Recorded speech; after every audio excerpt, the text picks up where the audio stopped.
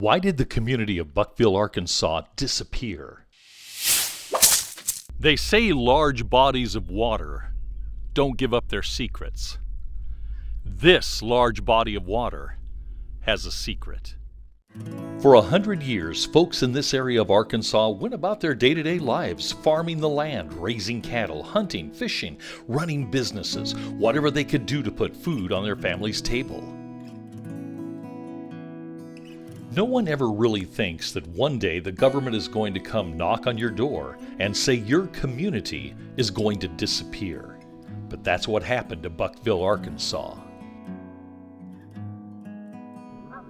This is Lake Ouachita, one of 3 reservoirs formed when Arkansas Power and Light and the federal government embarked on a project to dam the Ouachita River in 3 different locations. Money for the dam was appropriated by Congress in 1870. Now, whether the people who lived in Buckville even knew that occurred, who knows? There was no mass communication back then. But at that point, the future of Buckville and a lot of other communities that surrounded the Ouachita River, well, their fate was sealed. The first 2 dams, the Rimmel and the Carpenter Dam, were built by the 1930s, and of course, as they were, water began to rise over the banks of what was once the free-flowing Ouachita River. This is Blakely Dam. This is the dam that was built that created Lake Ouachita. The folks that lived upstream of the Ouachita began to abandon their homes and their communities in the 1920s.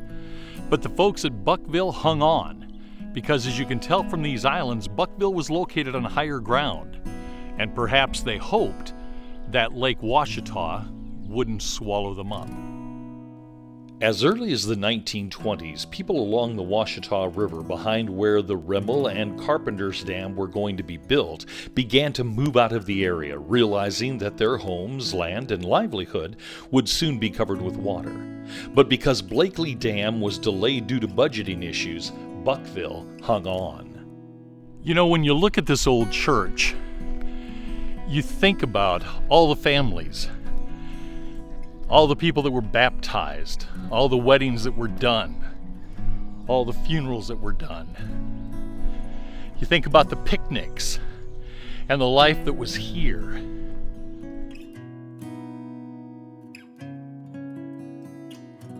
While the official notification of the building of the Blakely Mountain Dam didn't occur until the late 1930s, residents of Buckville didn't make any major changes to the community by way of improvement or growth from the 1920s on. I mean, I guess, why spend money on something that's going to be destroyed?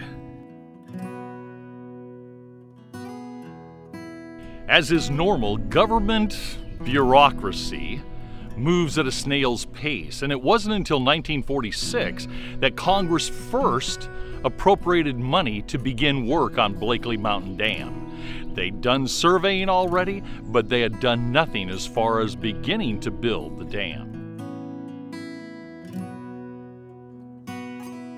In the early 1940s, they began to cut down the timber in the area that would become Lake Ouachita so that the fish could use it for habitation. And by the 1950s, the buildings had been torn down, and Buckville was no more.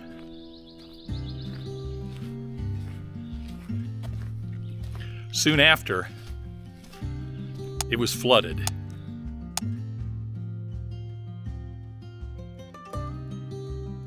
But it wasn't just Buckville. It was also the communities of Cedar Glades, once known as Harold. It was White Plains, and it was Little Georgia, Arkansas. But what made Buckville unique is that the former church and cemetery survived the deluge that covered everything else. As you walk through the cemetery at the Buckville Church, you can feel the old community. In a way, it still exists. This was a community that had farms, merchants, a Methodist church, a Baptist church.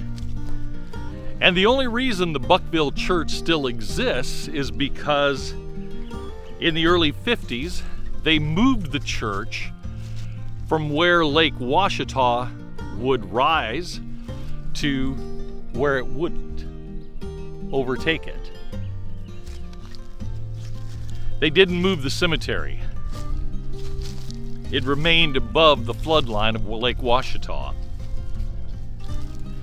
But as you walk through this cemetery, you can still feel the community. Old roads like this that go alongside the cemetery, was that part of the Buckville community? Or did it come about later?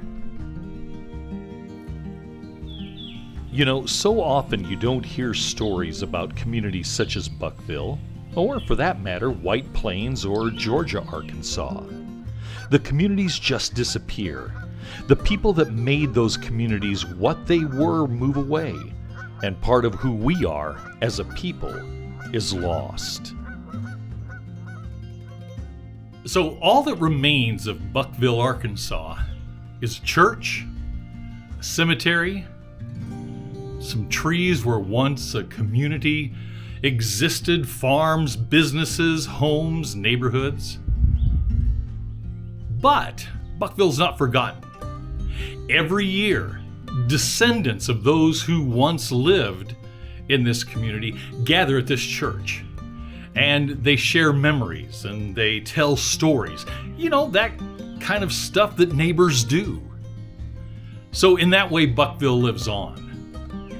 Now, I can imagine it was a pretty difficult pill to swallow to be told, we're going to be building a dam, and the lake is going to cover your home.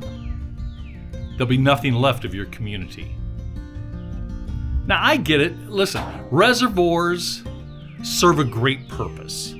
They're flood control, cost-effective electricity, recreation, but still, to lose your home had to be a challenge. But you know what? The people of Buckville went on. They didn't give up. They continued to live. And you know what? Buckville continues to live through this church, the cemetery, and the annual reunion to remember Buckville. Drive out to Buckville sometime. You can actually still find it on Google Maps. Spend some time and think about what was.